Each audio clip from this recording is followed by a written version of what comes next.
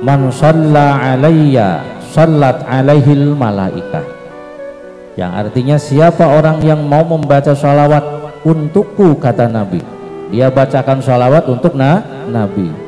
Kita baca sholawat sallallahu ala Muhammad, itu sholawat tersingkat, disebutnya sholawat Jibril.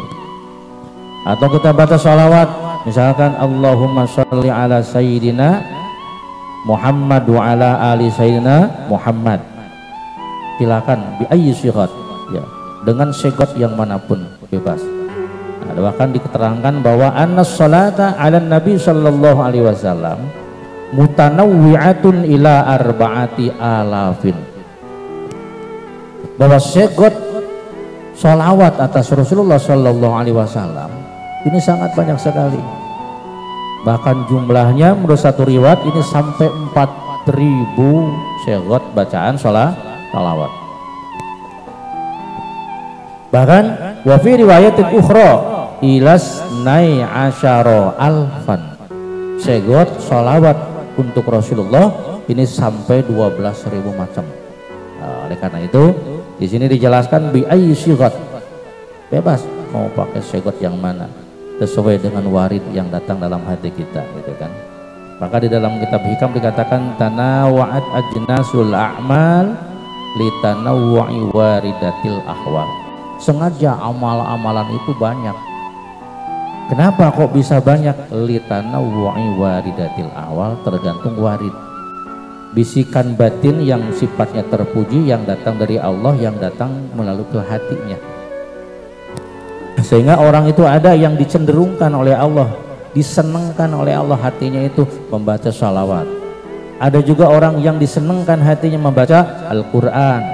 Ada juga orang yang disenangkan hatinya untuk membaca kalimat thayyibah la ilaha illallah. Ada juga orang yang dicenderungkan dan dicondongkan hatinya untuk senang membaca misalkan hasbunallah wa ni'mal wakil. Bermacam-macam amal, dan itu silahkan, ya, sah-sah saja, asalkan kita mengamalkan sesuai dengan warid ilahiyah yang muncul dari hari kita. Bila kita memang sudah lepas dari didikan seorang mursyid, kalau kita masih berada dalam didikan seorang mursyid, mau tidak mau harus sesuai dengan petunjuk mursyid.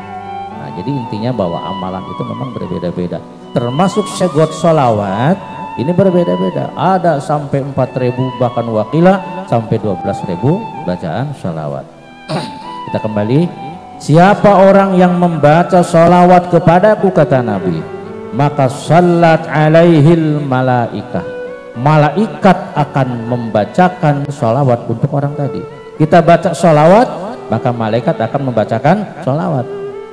Makanya ada yang bertanya, kenapa kita perlu membaca sholawat atas Nabi? Apakah Nabi butuh sholawat kita sehingga Nabi menganjurkan umatnya untuk membaca sholawat?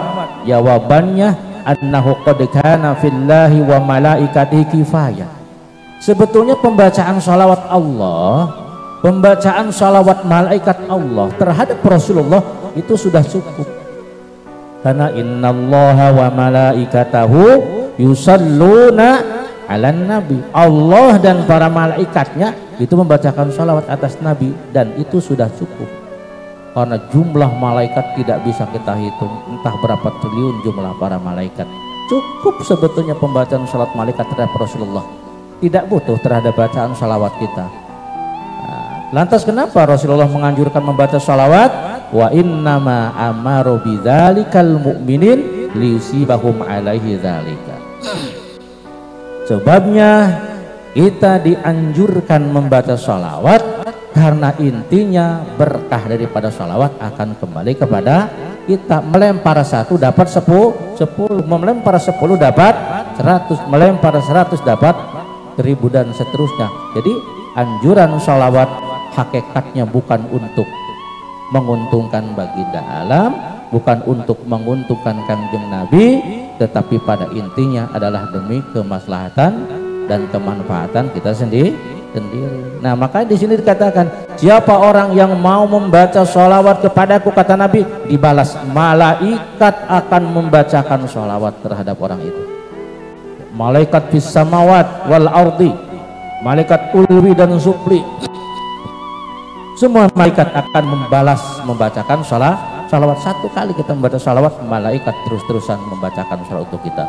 Wa man sallat alaihil malaikah, siapa orang yang dibacakan salawat oleh malaikat, ini malaikat yang membacakan salawat terhadap kita. Misalkan si Zaid ini membaca salawat, sallallahu ala Muhammad, sallallahu ala Muhammad, sallallahu ala Muhammad, sallallahu ala Muhammad. Nah kita baca salawat, insya Allah nih malaikat ramai membalas salawat kita. Bareng-bareng, sallallahu ala Muhammad, sallallahu ala Muhammad, sallallahu ala Muhammad, sallallahu ala Muhammad. Kita baca sholawat 4 kali, malaikat ribuan bahkan triliunan malaikat membaca, ramai membaca sholawat mengikuti kita sebagai balasan sholawat kita kepada Rasulullah. Untung tidak kira-kiranya melempar satu dapat ribuan, untung kan? Makanya bukan untuk mensejahterakan Nabi bacaan sholawat itu, bukan untuk menguntungkan Nabi, untuk kita. Nah, siapa orang yang dibacakan sholawat oleh malaikat sallallahu alaihi, Allah nanti ikut membacakan sholawat untuknya. Jadi ternyata Allah bukan membaca sholawat untuk Kangjeng Nabi saja. Innallaha wa malaikatahu yusalluna 'alan nabi. Itu bukan an-nabi tetapi 'alal musalli 'alan nabi. Ya. Bukan cuma 'alan nabi tapi 'alal musalli 'alan nabi. Allah memohonkan rahmat untuk nabi dan juga Allah memohonkan rahmat atau memberikan doa untuk orang yang membacakan sholawat kepada orang yang membaca sholawat kepada Nabi. Nah, kemudian wa man sallallahu alaihi lam yabqa syai'un fis samawati sab'i wal aradina sab'i wal bihari sab'i wal asjari wan nabati wat tuyuri was sibai wal an'am. Siapa orang yang Allah membacakan salawat untuknya, maka tidak ada satupun di langit dan di bumi, makhluk yang ada di langit, baik langit pertama sampai langit ketujuh. Tidak ada makhluk, satu orang makhluk pun yang ada di bumi, dari mulai bumi pertama sampai dasar yang ketujuh. Tidak ada makhluk yang ada di lautan yang jumlahnya 7 lapis. Tidak ada pohon-pohonan, tumbuh-tumbuhan, burung-burung dan hewan-hewan buas, juga hewan-hewan ternak, kecuali mereka juga akan ikut membacakan sholawat kepada orang tersebut. Alhamdulillah, mulane untungnya umatnya Kangjeng Nabi. Inilah keuntungan umatnya Kangjeng Nabi. Bahkan nanti Rasul itu akan paling mudah mengenal kepada umatnya, karena nanti Rasul menyediakan di sana ada yang dinamakan haud, telaga, ya. Dan Rasul pasti hafal, ini adalah umat saya, ini umat saya, ini umat saya, ini bukan, ini bukan, ini bukan. Dari mana ketahuannya? Pertama, min asri sujud. Min asri wudu. Pertama dari bekas wudu. Di samping dari bekas wudu, Rasul akan mengenal umatnya, sehingga umatnya akan dipersilakan untuk minum di telaga Nabi. Ini dari min kastis sholati alaihi sallallahu alaihi wasallam. Dari seringnya orang tersebut membacakan sholawat atas Rasulullah. Kok bisa baca sholawat Nabi? Nabi bisa kenal kepada orang tersebut karena dulu telah kita kaji bersama, orang yang membaca sholawat Nabi ini akan memunculkan bau harum, ya, akan memunculkan harum yang sangat semerbak. Bahkan keharuman orang yang membaca sholawat tersebut akan terus naik, ya, akan terus naik sampai langit yang ketujuh. Hatta tahtariqas samawati sab'a. Wanginya yang ditimbulkan dari orang yang membaca sholawat Nabi ini akan sampai wanginya itulah kepada langit yang 7. Tembus itu langit 7. Semua malaikat geger, ini wangi apa, ini wangi apa. Hatta tantahiya ilal arsy. Tidak sampai langit yang 7, bahkan wangi dari pembacaan salat akan sampai kepada aras. Di aras Di langit malaikat geger, ini uangnya apa, ini uangnya apa, uangnya apa. Dan dijelaskan dalam riwayat tersebut, dan semua makhluk kecuali manusia dan jin semua mencium wangi-wangian tersebut yang dimunculkan dari bacaan sholawat. Ya. Semua makhluk mencium kecuali yang tidak mencium dua makhluk, pertama jin, yang nomor kedua manusia. Itu kita tidak menciumnya, kecuali orang-orang yang memang telah dibukakan pintu mukasyafahnya, pintu batin mata hatinya oleh Allah Subhanahu wa Ta'ala. Kenapa kok manusia dan jin tidak bisa mencium wangi tersebut? Karena diterangkan kalau manusia bisa mencium wewangian yang dimunculkan dari bacaan sholawat tersebut, tidak akan ada orang yang mau kerja. Kalau orang bisa mencium wewangian yang muncul dari bacaan sholawat tersebut, tidak ada orang yang mau jadi pegawai negeri, tidak akan ada orang yang mau menjadi pejabat. Mereka semua akan istighol, akan disibukkan dan menyibukkan diri dengan membaca sholawat Nabi, karena saking enaknya wewangian yang dimunculkan oleh bacaan sholawat. Hadirin jamaah zikir manakiban, begitu panjangnya pembacaan sholawat mungkin tidak akan cukup sampai beberapa puluh episode, tapi di sini saya akan menjelaskan salah satu di antara sholawat Nabi ini yang populer sering kita amalkan bersama adalah as-sholatu tafrijiyah al-qurtubiyah. Di antaranya ada sholawat tafrijiyah. Tafrijiyah diambil dari akar kata farraja yufarju tafrij, artinya keleluasaan.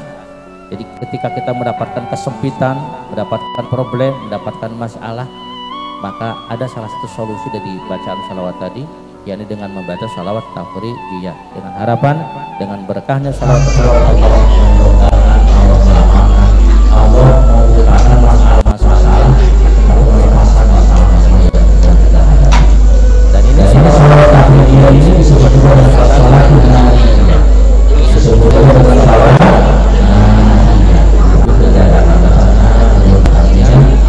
kenapa? Karena sholawat ini Allah berkahnya, dengan berkahnya ini Allah akan membukakan masalah-masalah yang ada.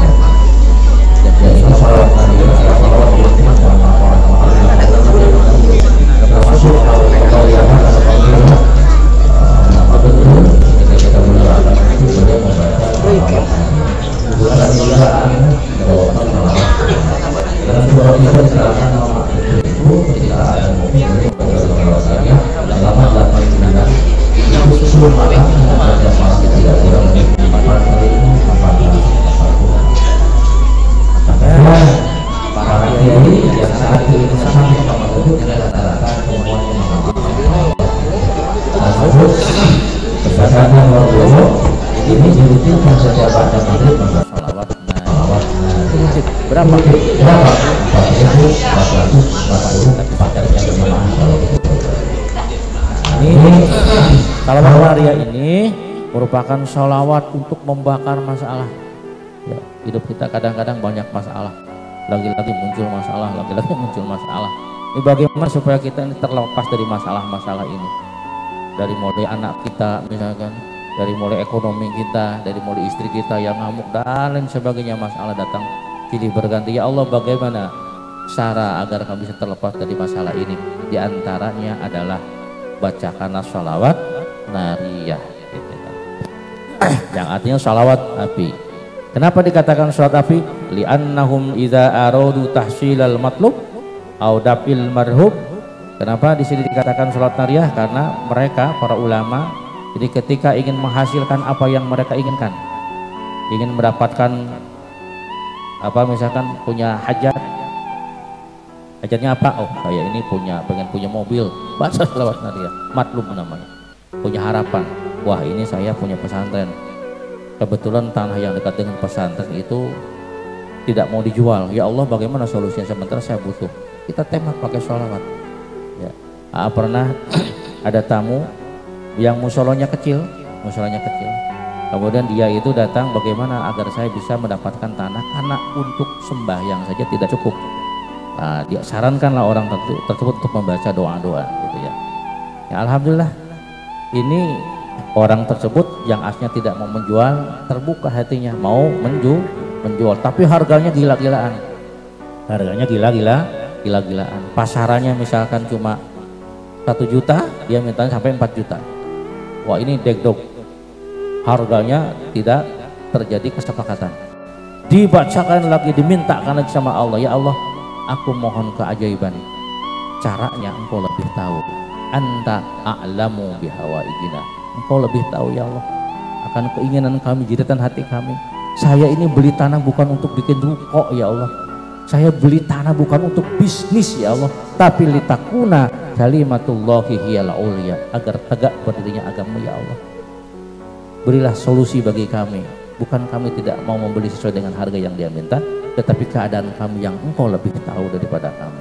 Dia bacakan doa sampai suatu ketika orang tadi datang sambil menangis. Ini kisah nyata ya. Orang itu datang sambil menangis, kemudian dia minta maaf sama kiai tadi, dan dia cerita, kiai ambil semua tanahnya. Hah? Kok kamu bilang-bilang ambil sebuah tanah? Ini ceritanya bagaimana? Ambil saja, ambil. Ya berapa dulu harganya? Jangan ambil-ambil, kan kamu pengennya mahal, saya kan pengennya murah gitu. Di mana-mana yang pembeli pasti pengen murah. Enggak, ambil semua. Iya, gimana harganya dulu, harganya? Ambil kiai, sambil nangis. Akhirnya, emang ada masalah apa kok sama kamu sampai nangis-nangis gitu? Jadi ceritanya, seorang tadi kebetulan punya ibu. Ibunya itu mewakafkan tanah, sebidang tanah yang kebetulan tanah itu dipakai musola oleh kiai tadi. Nah, sisanya itu tidak diwakafkan karena diberikan kepada anaknya. Nah, si orang tadi yang punya tanah ya, yang menjadi bagian dia, itu bermimpi ibunya berada di sebuah taman-taman yang indah, makanan serba ada, minuman serba ada, dia kelihatan senang banget, tapi tersenyum-senyum kelihatan dari mukanya. Anaknya tanya, mah kenapa mama Sapira senang sekali, seperti gembira sekali? Ibunya menjawab, bagaimana saya tidak senang? Semua makanan sudah disiapkan, semua kebutuhan sudah ada yang menyiapkan, dan semua yang saya inginkan pasti terpenuhi. Kenapa kok bisa begitu? Karena jasanya kiai yang telah saya kasih wakaf. Nah, gitu. Jasanya kiai yang sudah saya kasih wakaf. Siapa dia? Ya itu tuh yang tanahnya kamu dibangunkan untuk musola. Kiai itulah yang berjasa besar sehingga mama mendapatkan maghfirah dari Allah dan mendapatkan kesenangan seperti yang kamu lihat. Makanya pagi-pagi dia menangis. Udah kiai, ambil semua tanah, ambil gratis, tidak usah bayar. Alhamdulillah. Nah, ini berkat berdoa kepada Allah, tidak ada yang mustahil. Ya, atau barangkali kita nih para alumni, ya Allah, saya tuh jangankan punya mobil, punya istri aja belum laku-laku, gitu kan. Ini jangan takut, jangan sedih, baca sholawat. Itu insya Allah hajatnya adalah tahsilal matlub. Yang kedua, awil marhum, bisa menolak apa-apa yang kita khawatirkan. Kita khawatir bisnis kita hancur, kita khawatir di sini misalkan kita punya barang ditaruh di sebuah tempat yang kurang aman, khawatir ada yang mencuri, maka silahkan perbanyak membaca sholawat. Nah, ini di antara kaifiah singkatnya, di antara cara membaca sholawat nariyah menurut Syekh Imam Tunisi ya, man dawama ala hadhihi salat an-nariyah kulla yaumin 11 marrah, dibaca 11 kali, enggak lama, dibaca berapa kali? 11 kali ya, dibaca 11 kali, maka insya Allah akan turun rizki dari langit dan akan tumbuh rizki dari bumi. Artinya kalau memang kita tukang berdoa, insya Allah akan turun rizki dari langit. Kali-kali banyak tamu, itu kan, itu namanya marketing langit, itu kan. Atau akan tumbuh rizki dari bumi. Kalau kita bercocok tanam akan dimudahkan, sehingga akhirnya akan memudahkan menghasilkan rizki. Ad-Dainuri mengatakan, siapa orang yang mau membaca sholawat nariyah dubura kulli sholat, sehabis sembahyang fardu, berapa kali? 11 marrah, 11 kali. Wa yattakhidhaha wirdan, lalu dia rutin didawamkan setiap habis sembahyang 11 kali wiridah gitu. Baca sholawat nariyah, nanti juga kita baca dalam manaqiban ini, kita baca bareng-bareng sholawat nariyah. Insyaallah la yanqati'u rizquhu, rizkinya tidak akan pernah habis gitu. Tiap tahun pergi ke Mekah, entah dari mana rizkinya ada aja. tiap tahun nambah tanahnya, rizkinya ada saja. Anak sekolah tinggi-tinggi dari mana rizkinya ada saja. La tanqati'u rizquhu, rizkinya tidak akan pernah habis. Enak tidak? Nah inilah ini umat Nabi Muhammad, asalkan dekat aja dengan Nabi, nyambung dengan Nabi, nyetrum dengan Nabi, insya Allah hajat kita akan terpenuhi semuanya. Bagaimana cara nyetrumnya? Dengan cara membaca sholawat. Bi ayyi sighat, dengan sigot yang mana? Bi ayyi sighatin, dengan sigot yang mana saja. Di antaranya bisa dengan membaca sholawat nariyah sebanyak 11 kali. Wa yanalul maratibal aliyah, insya Allah dia akan memperoleh martabat yang tinggi. Wadaulah akan mendapatkan kekuasaan, wal ghaniyah akan mendapatkan kekayaan. Amin ya rabbal alamin. Maka saya ijazahkan bacaan sholawatnya sebanyak 11 kali. Bagaimana cara membacanya? Dibaca sehabis sholat sebanyak 11 kali. Kalau bisa rutin, jangan pernah tertinggal selama kita hidup. Punya hajat apa saja, tembak dengan sholawat nariyah. Anak kita nakal, tembak dengan sholawat nariyah. Istri kita nakal atau istri kita sering elik, tembak dengan sholawat nariyah. Kita punya hajat, dagangan ingin laris, bacakan sholawat nariyah. Insya Allah hajat kita dikabulkan oleh Allah Subhanahu wa Ta'ala. Amin ya rabbal alamin.